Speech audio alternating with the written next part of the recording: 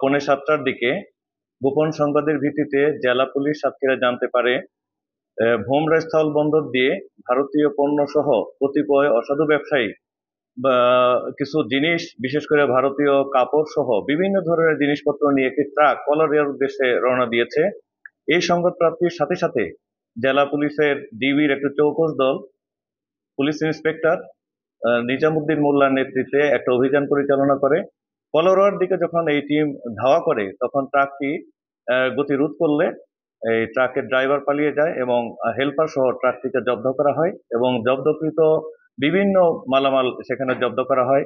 তার মধ্যে কাপড় ছিল, ভারতীয় শাড়ি, জর্জেট কাপড়, চায়না ক্লে পাউডার এবং বিভিন্ন ধরনের কেমিক্যালস, এই সমস্ত দ্রব্যাদি এই ট্রাক থেকে পাওয়া যায়, যার আনুমানিক মূল্য 1,20,20,600 টাকা। একটি ট্রাকে করে মূলত এই বিশাল পরিমাণ পণ্য, এটা ঢাকার উদ্দেশ্যে আমরা ধারণা করছি, ঢাকার উদ্দেশ্যে এই পণ্যগুলো নিয়ে যাচ্ছিল। তাতে সরকার বিপুল পরিমাণ রাজস্ব বঞ্চিত হচ্ছে এই চোরা কারবারিদের মাধ্যমে। এই পণ্য দ্রব্য যখন ঢাকায় চলে যাচ্ছিল, তো এই লক্ষ্যে একটা মামলা রুজু হবে, যেটা বিশেষ ক্ষমতা আইনে একটা মামলা রুজু হবে এবং এই চক্রের সাথে কারা জড়িত রয়েছে তদন্তে পুরো বিষয়টি বের হয়ে আসবে।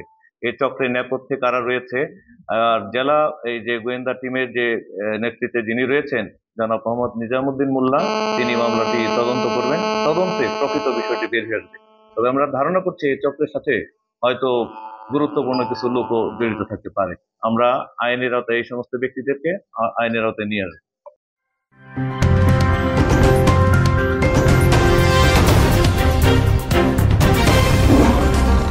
Voice of Tiger.